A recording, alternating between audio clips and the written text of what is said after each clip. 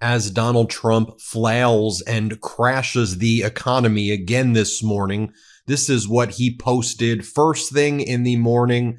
It is a photo of himself at the Kennedy Center on the balcony where he was pretending that there was an audience there so he could feel like a dictator. The Kennedy Center was empty when he took this photo on the balcony. Clearly, he was trying to mimic, at least in my opinion, dictators of the past like Mussolini from their balcony shots. Donald Trump, of course, a wannabe authoritarian who also, in addition to posting that fake photo of himself or the photo in front of a fake crowd, also attacked the federal judge in Washington, D.C., who's the chief judge in Washington, D.C., Judge Boasberg, who ruled against Trump's invocation of the Alien Enemies Act, where Trump declared war powers to send Venezuelans that he believes or he claims are part of Venezuelan gangs to El Salvador concentration camps. Judge Boasberg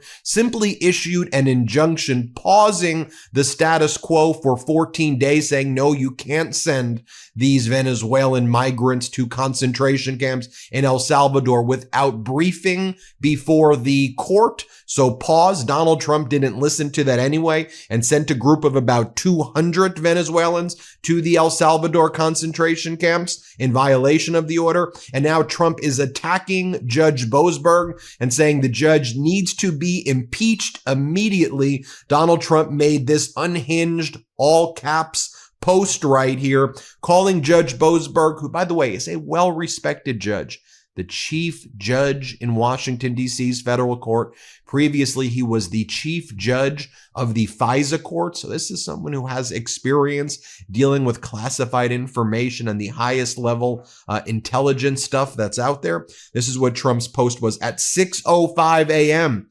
The radical left lunatic of a judge, a troublemaker and agitator who was sadly appointed by Barack Hussein Obama, was not elected president. Whine, whine, whine, whine, whine. He didn't win anything. I won for many reasons in an overwhelming mandate. But fighting illegal immigration may have been the number one reason for this historic victory. I'm just doing what the voters wanted me to do. I think the voters wanted you to send migrants to concentration camps in El Salvador, never to be heard from again, while you make ISIS-style videos brutalizing these individuals, who many of whom have lawyers who are saying these people are not gang members. This person was an asylum seeker. This person was working at a barber shop. Now, ultimately, it may turn out that they are gang members, but we have what's called due process here. And then if you get due process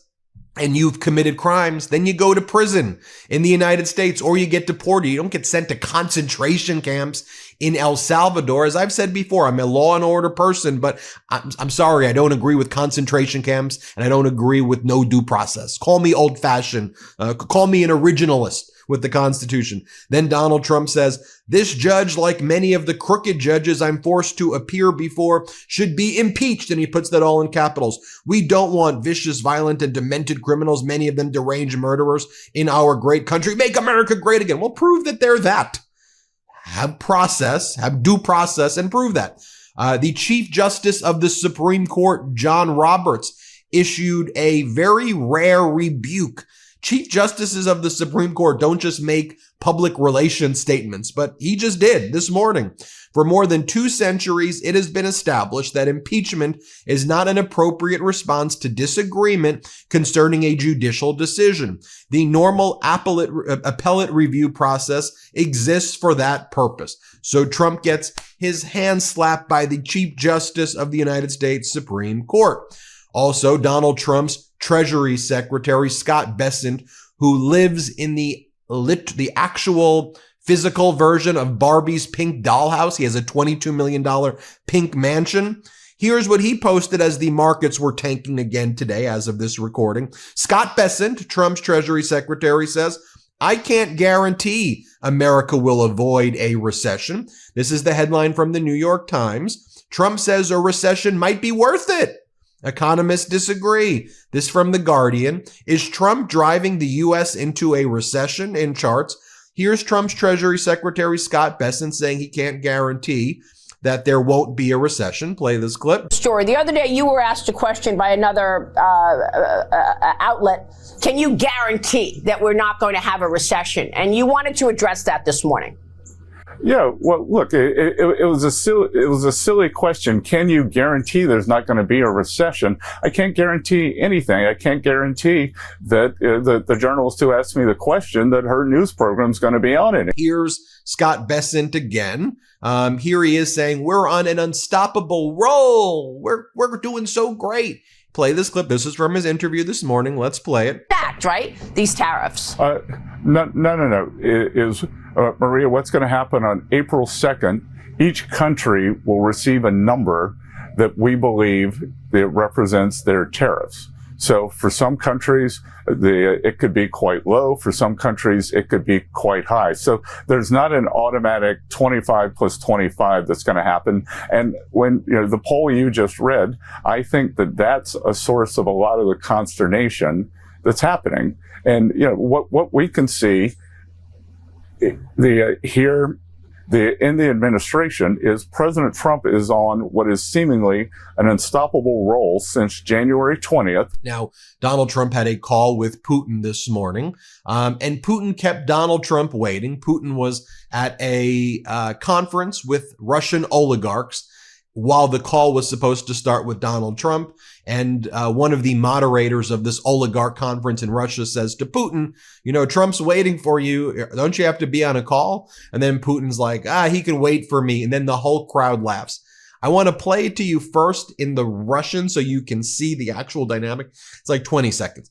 And then I want to show you the translation. But first, let me show you this. Let's play it. По заявлениям Дмитрия Сергеевича Пескова, у вас разговор должен до 18 часов состояться с Дональдом Трампом. Не знаю, насколько он... Работа такая. Ну, не знаю, сейчас надо посмотреть, что на эту фразу скажет Трамп. Может быть, он любит интервью давать, может, уже Трампа не упоминал. Не-не-не, он узнает, что у нас дискуссии. And just so you can hear what was the translation of it, I just wanted you to see that original clip so you can see the mockery that they're doing. They're publicly humiliating Donald Trump over there. And here's the actual translation. Let's play it. According to Dmitry Sergeyevich Peskov, your conversation with Donald Trump is supposed to happen before 6 o'clock. I don't know how accurate that is. Well, I don't know. Now we need to see what Trump's response is to this statement. Maybe he likes interviews. Let's do it. Maybe he will find out that we have a discussion. Also, you get headlines like this morning. Canada and other countries are now weighing buying F-35s. Or weighing alternatives to buying F-35s as they're moving away from the United States. I did another, from All Things American, I did another video this morning about the meeting that Prime Minister of Canada, Mark Carney, had in Europe with people he called reliable allies. French President Emmanuel Macron, UK Prime Minister Keir Starmer, Donald Trump and Benjamin Netanyahu were not able to keep the ceasefire that former President Biden had negotiated going in Gaza. As of last night, although the number's now higher, the Gaza Ministry of Health claimed that the death toll from Israeli airstrikes on the Gaza Strip surpassed 200. That number is now getting closer to about 500 people or so. Again, the ceasefire is broken down there, and just horrific what's happening there. And meanwhile, you have Rick Scott, the MAGA Republican senator, who was actually involved in a company that was involved in the biggest Medicaid fraud scam in history. Here he talks about with Iran basically trying to provoke war with Iran. Play this clip. Do their part. Every democracy in the world has got to say, stop doing business with Iran. The only way we can do it is hopefully we have to destroy their economy. It's horrible for the Iranian people, but it's the only way to prevent them from having a nuclear weapon. And maybe we're going to have to go in, or Israel's going to have to go in and destroy their ability to create a nuclear weapon, because they cannot have a nuclear weapon. So thank God Trump's there.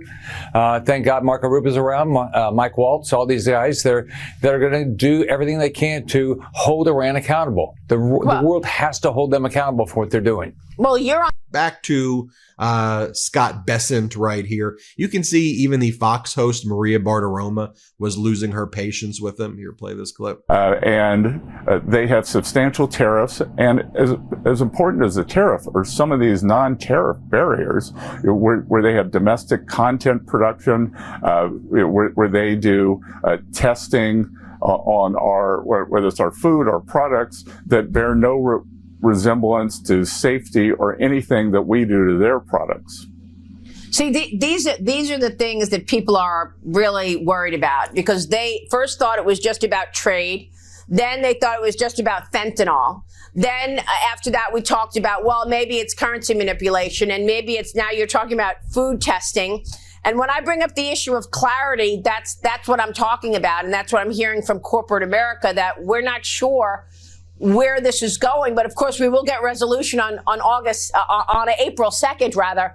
Secretary Long. Just so you see the clip of what Trump was doing when he took that photo, like the Mussolini photo, just so you see there's nobody in there. So, you don't go, oh, you were just showing me that, Ben. Maybe there were people in there. No, there was no one in there, because he knows if he went to the Kennedy Center, he'd get booed out. This is what happened yesterday. Let's play it. So you want a little picture like this? Perfect. Go ahead. Are you guys ready? Come on. We're good, sir. Sir, if you want to speak to us later, too, when we're closer, that would be great. Perfect. Thank you, press. Right this way. And I think it's worth sharing this with you as well, because to me, this was prescient. This was the former second gentleman, Doug Emhoff. Here's what he said on September 29, 2024. Here's what he said that economists were predicting were going to happen if Trump won. Reminder, this is September of 2024 when this was said. So about 6 months ago. Play this clip. It's really incredible where somebody who has failed in his personal life as a business person repeatedly. Donald Trump, but then just look at his presidency. There's this illusion, I think because of his former career as a reality TV star, there's this illusion that he was somehow good for business, but he wasn't. His main policies were tax cuts for billionaires and the biggest corporations, many of whom have said publicly they did not need them, drove up the debt to almost $8 trillion with a T dollars. And his only big policy now in between scapegoating immigrants is tariffs, which is going to cost the average American family about $4,000. That's it. So Goldman Sachs, economists, Moody's, objective players in the economy have all said the economy will thrive under what Kamala is putting forth and will tank. In fact, Moody's said we'll go right into a recession if he somehow gets back to the White House. Right. And right around that time, what was Donald Trump promising? What was he talking about? Let's play it. If Kamala wins, you are 3 days away from the start of a 1929 style economic depression. I believe that. We have a lot of great analysts. Scott Bessent is one. He's one of the smartest guys on Wall Street. I call him 182, 184, double her IQ, like double, maybe triple. But they say the only reason the stock market is doing good is because they all think Trump is going to be elected. So I believe that's true. I believe it's No, but you have a lot of them. You have this Scott is one of the hottest guys. I hardly know him. I don't know him. But he writes all the time. He thinks that they think that Trump is going to win, and every time we have a good day, you can check out the market, but it seems like the market does very nicely. If I win, you are 3 days away from the best jobs, the biggest paychecks, the brightest economic future that the world has ever seen.